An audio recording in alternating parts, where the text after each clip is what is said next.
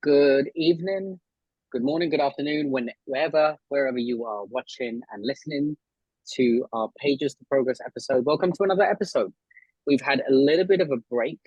I don't know how long it's been for you online since you've seen the last episode, but for us, it's been quite a while, and we're glad to get back onto this. Want to welcome back to the table Dee and John. No, Dee and James. You both start with J, so I got confused. Dee and James, who have been probably one of the faithful people who have come along with the journey with us. And just to remind everyone what books that we are actually going through. Uh, Maybe, James, if you have the book, you can hold it up to show everyone. Oh, it's blurry, so maybe Dee might have to hold it up. The book is A Long Obedience in the Same Direction by Eugene Peterson. That's the book we're working through today. We're going to be reviewing chapter 7. We had a read of it and we're going to share our thoughts, see what we get gleaned from it. So let's take it away. Let's start by reading the psalm. Dee, could you please read the psalm that we are talking about for this section? Sure. Comes from Psalms 125. God encircles his people.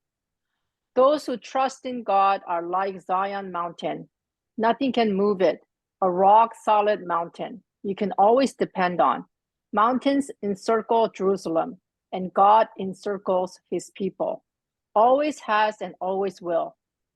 The fist of the wicked will never violate what is due the righteous, provoking wrongful violence. Be good to your good people, God. To those whose hearts are right, God will round up the backsliders, corral them with the incorrigibles. Peace over Israel. Psalms 125. So there it is. There's the psalm that they sang as they ascended on their way to Jerusalem, as they sung this going to I guess the most secure place that they could probably think of when it came to the geographical terrain, when it came to the political terrain, when it came to the national terrain. Jerusalem was the place of safety. A term that is used throughout the Bible of the city of refuge is often used to describe this place. Let me pick out the first quote that really struck to me on page 78. This kind of helped me set the theme of this chapter, or at least the objective of what I think Eugene Peterson was trying to achieve. And you guys can feedback and let me know if you agree or not. Here's the quote, bottom of page 78, under the title Someone Else Build the Fortress. It says this: the emphasis of Psalm 125 is not the precariousness of the Christian life, but on its solidity. So here's my postulation. I think there are large aspects of my life where I tend to render life in the negative.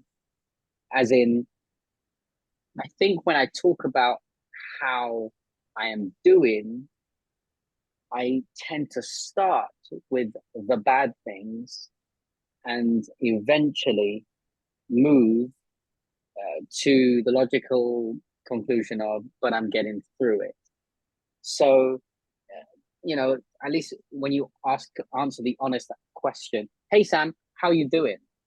My response, honestly, maybe, it's been a tough week, or, oh, this heat's really getting to me. It's so hot, or, oh, I've just had so much on my plate, or I'm tired. But you know what? I managed to get through it. God is good. And I think I'm doing okay.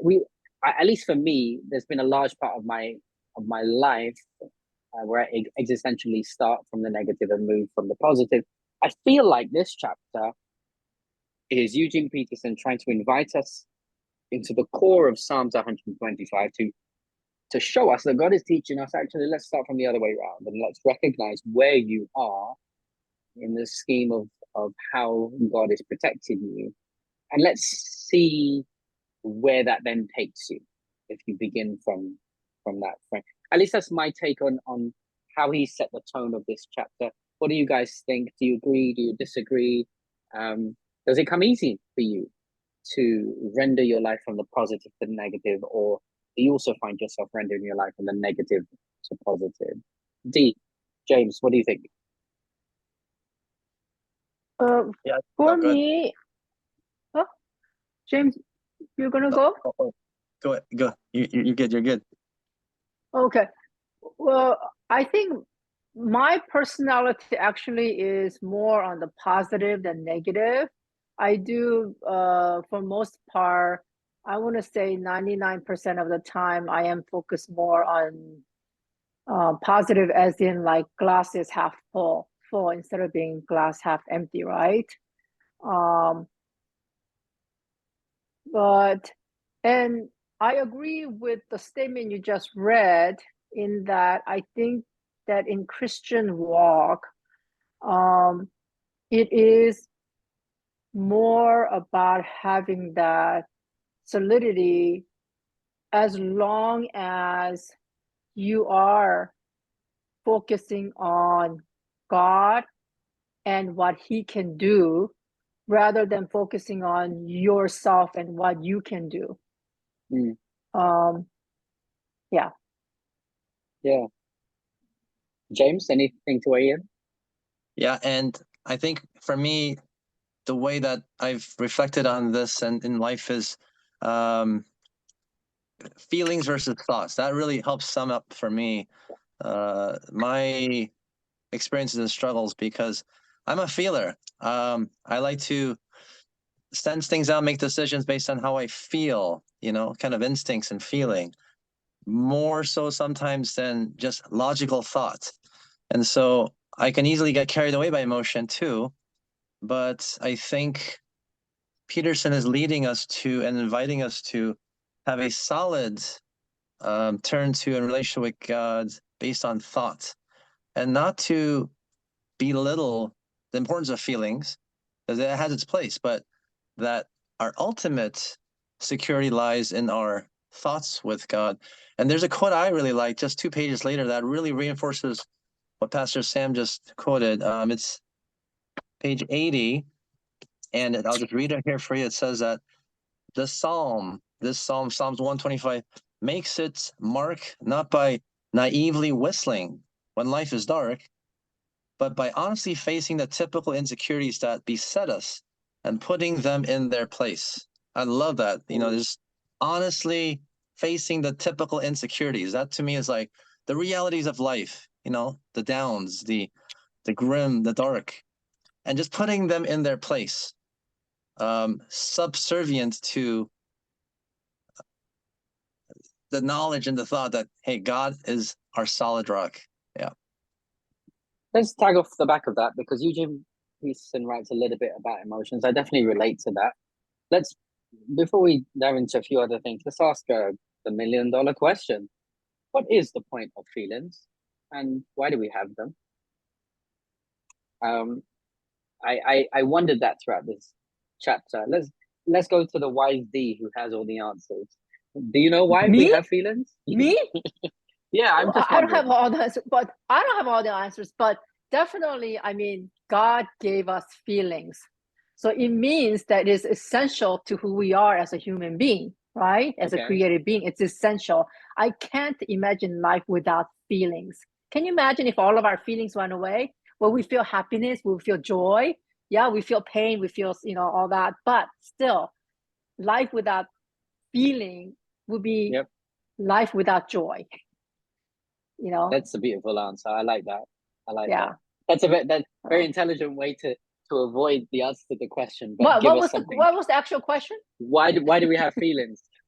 Why do we have feelings? Because Well, I because guess you God, answered it in the respect of because God wants us to experience not yeah, just pain but joy. I get that. yeah, Yeah, yeah. that makes sense. James, did you get any conclusion on that question or not? I mean, for me, sometimes I think of feelings as a reinforcer of our experiences and memories. Like, for example, I think all of us remember if we asked, well, at least our older generations, like, hey, where were you when 9/11 happened? Where were you when this might be even before some of our time, but when the Challenger, that's in the US, the space shuttle, blew up? Or for those of our parents, where were you when JFK was assassinated? I mean, you'll remember it because you had an emotional response. And it's Right. really linked to our memories. I mean, that's just science. But for me, spiritually, it's those feelings and emotions when maybe I was sad, when I was repentant, when I felt guilty, and I turned to God, that cemented the subsequent assurance that, hey, God was looking after me. God was finding me as a shepherd. And I turned to those feeling imbued memories for bolstering and strengthening my faith when I'm wavering these days, you know? I remember that. So to me, those, in that sense, feelings can be emotions, feelings can be very valuable. But of course, a lot of us have learned that we can't always rely completely on feelings. I mean, God's not going away whether we feel like it or not, you know, or if everyone just went by their feelings, well, probably think half the world wouldn't run, you know? You'd just be like, I feel like this sucks. Let me just not do it today. Let's just close Well, down church. if half the world went on their feelings only. Yes, exactly. Yeah, I relate to that. So I guess it really does prove that D is such the optimist, because when I asked her the question, she immediately went to the optimistic joy and grace and beauty, and it's something that we definitely need to learn. It's what Psalms 125 is trying to provoke. It's the goodness of God. Eugene Peterson clearly is a spy, because he described me on page 80 at the bottom. I am full of faith one day and empty with doubt the next. I wake up one morning full of vitality, rejoicing in the sun. The next day I am grey and dismal, faltering and moody. Nothing can move it. Nothing can be less true of me. I can be moved by nearly anything. Sadness, joy, success, failure. I am a thermometer, and I go up and down with the weather. There we go. That's me.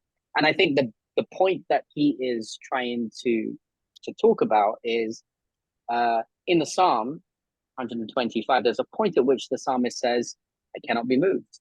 I will not be moved, like the mountain. And the truth is, I am moved. I am moved in all of those different ways. And then he builds a case to see how untrustworthy you are, in order to, if you focused on your feelings and how you perceive life based upon your feelings. There's something encouraging, though, that came on the next page that I thought was quite powerful. Um, he talks about the children of Israel, how they grumbled and they went up and down. They were this and that and here and there. And then he concludes, but all the time as we read that sawtooth history, we realize something solid and steady. They are always God's people. Just that line, they are always God's people. Let me tell you why that resonated with me. So we recently moved into our new house, and it has its kinks. It's not perfect. One of the problems that we have is in the bathtub. I don't know what happened. Maybe the previous owner. It looks like they poured acid down it, and it's kind of got rid of all the enamel on the bathtub. And every time you look at it, it looks awful. We will eventually replace the bathtub. It doesn't look nice. And every time I look at it, and we bought something to cover it, but we know it's there anyway. And I remember looking at it and thinking to myself, we'll eventually replace the bathtub. We'll eventually replace it. But then I guess this feeling came over me. It was just like, you know what? This stupid bathtub, but it's my stupid bathtub. Like, I own it now. It belongs to me. I'm proud of my stupid bathtub, and eventually we will replace it and it will be nice and new. But for now, I'm so grateful it's mine. And I, not to be totally crass, but I feel like God looks at us in the same way, where, yeah, but they're my people, and I love them with all my heart. And yeah, they're not perfect, but they'll get better. They'll work at it. We'll work on a few changes here and there, and we'll fine tune it. And I love that expression of how God just communicates to his people to let them know, you're mine. I'm your father. I'm your God, and I love you. And you cannot escape my love, no matter how bad you feel, and no matter how awful you feel, because the fact of my love will always remain constant and steady, like a mountain, in Psalms 125. And that's that I feel was quite a beautiful picture that really came across to me. What about you guys? Did anything resonate with you with that, or something else that you'd like to mention?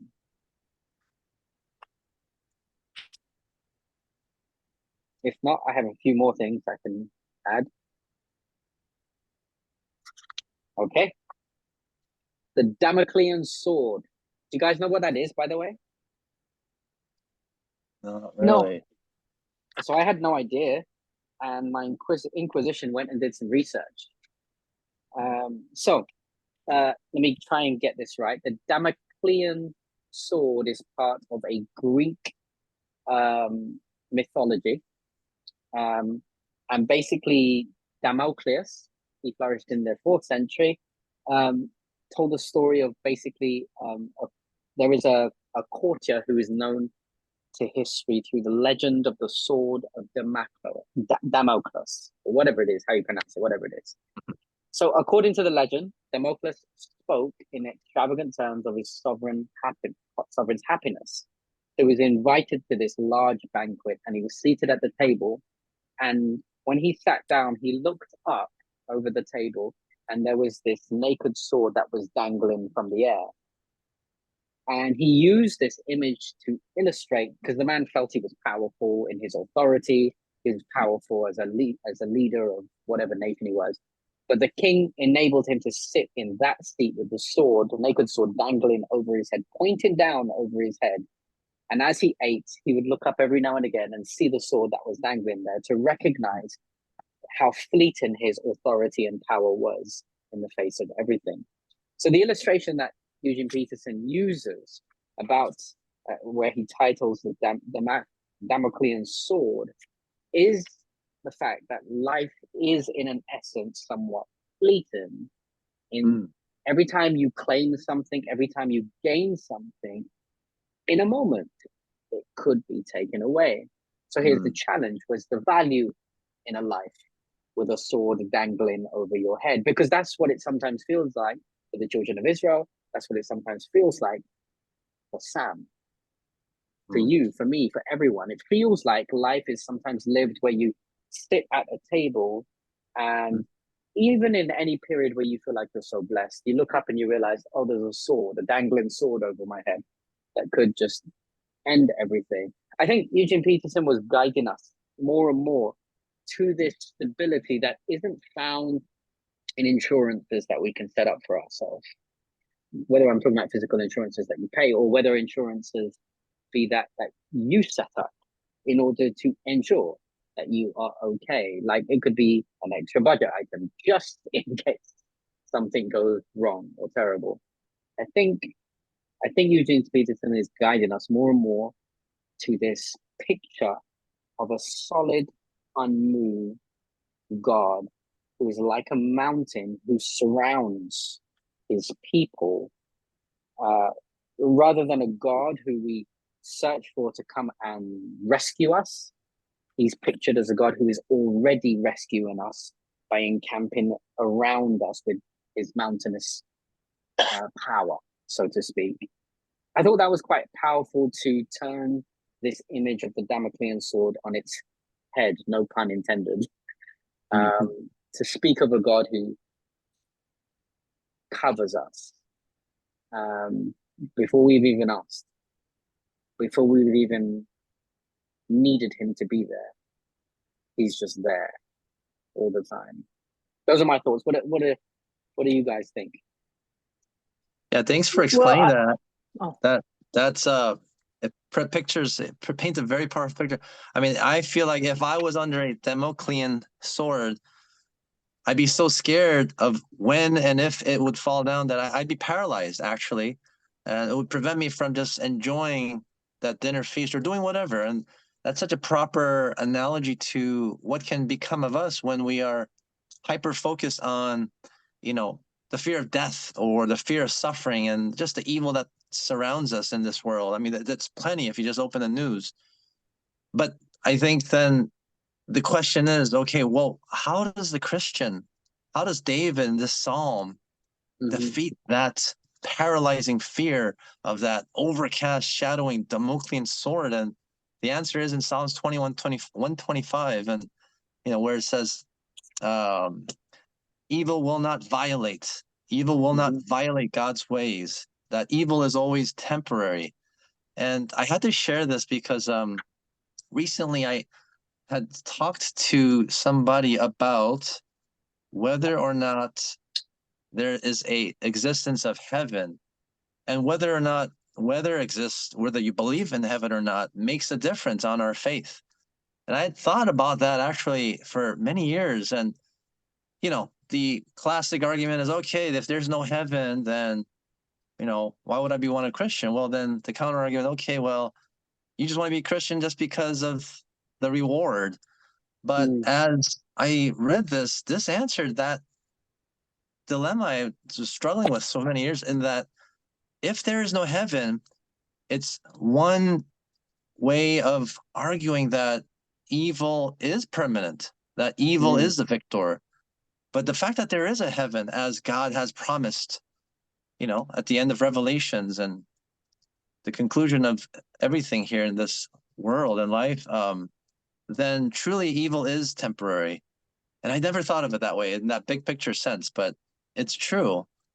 And so, yeah, I think as Christians, we're blessed to have a peace of just from God's promise and security, and our just confidence that he is going to end evil, and he's going to protect us from that Damoclean sword, but he's also going to just get rid of it, eventually. Yeah, that's quite powerful. Dee, you wanted to mention something? Just reading this section reminded me about the Israelites wandering through the desert for 40 years, and how, God provided the pillar of cloud by day and pillar by fire. And then, because I talked about this yesterday in our prayer lift, and how he was guiding the people by going ahead of them. But there was another section in Exodus that I read where instead of being in the front, he went behind them during the time when the Israelites had just exited Egypt, and they were about to cross the Red Sea. And God was there as a pillar of cloud, between the Israelites and the Egyptians, and he held the Egyptians back from being able to cross the Red Sea until the Israelites completely, every single person crossed, And so, like you just said, it's that God is with us. He's ahead of us. He's behind us. He's all around us. And yeah, truly, as James said, the fact that evil is not permanent, it gives me such, wow, it's a great thing. It gives me such a joy. It's a wonderful thing. It's so powerful. It's so powerful. It really, really is. It gives you a sense of meaning and purpose. It really does. So one additional thing that kind of where he wraps up the chapter, which I loved how he did it together. He gives us one more tenet of what it means to be in the security of God. And it's under the title Mountain Climbers Strokes Together. I read this chapter, all I could think of was just James, actually, because James is the one who actually introduced me to wall climbing. I only did it once with him, but I really enjoyed it. And I remember feeling so nervous when I did it. I remember when I was introduced to wall climbing, he took me to one of the walls here on the east side. I think I went with one of his sons, and I was there, a 30-something-year-old man, shaking, trying to get up while he had the rope and held me. While his son just went like it was nothing. Anyway, the image that is described in this final chapter is the image of climbing a mountain where you are roped together with other mountain climbers. And James will probably be able to describe it better, I think, than me. But I think it's the notion of you're roped in such a way that even though you're connected to every climber, if one falls, it won't necessarily affect the other person from falling. Is that correct? Is that the way Yeah, that that's he right. The described it? one person serves as an anchor. Uh-huh. Right. Or like, when we went, one person was on the ground, grounded, and they can catch the person climbing if and when they were to fall. So yeah, when I saw you, had I known this term, I would have been like, oh man, Sam, you're definitely acting like you're under the Damoclean sword there. But from my perspective, I was like, you have nothing to fear because I got you. I totally Right. got you. And this rope is Right. Right. foolproof. Right. Right. But Right. Right. Right. that's also a lesson for me too, in just my life of faith. Whenever I'm hesitant or I'm doubtful, of God's promises, and I'm gonna remember this and say, oh, well, God must be that belayer who's got me. He's saying, you have nothing to fear. You just said something that hit me really hard, which is so true in so many different ways. Many times, dependent on the kind of relationship we have with God, we look up and we don't see God, we see a sword. Mm. Wow. We, even though God is shouting, I love you, I'm here for you, I got you, because of our vision and because of how we perceive things and the stories we tell ourselves, because of the negative things that we accept, sometimes it's so hazy that we can't see God and we just see a sword. And I think Psalms 125 is trying to recalibrate our eyesight to make us recognize God doesn't just have me, he has all the climbers, every single one of them.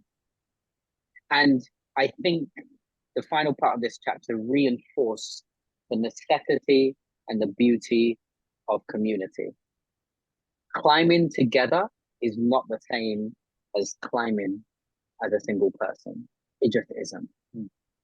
And and God is inviting a community to climb, and and all he wants us to do is to look up or look around and recognize that even if you feel like that you're unstable, there is one person who is stable. And that's why you can place your security in him. And that's why Psalm 125 titles him like a mountain, someone who is unmoved. And I thought that was, yeah, that really did something. That was quite powerful. And I loved how he wrapped that up.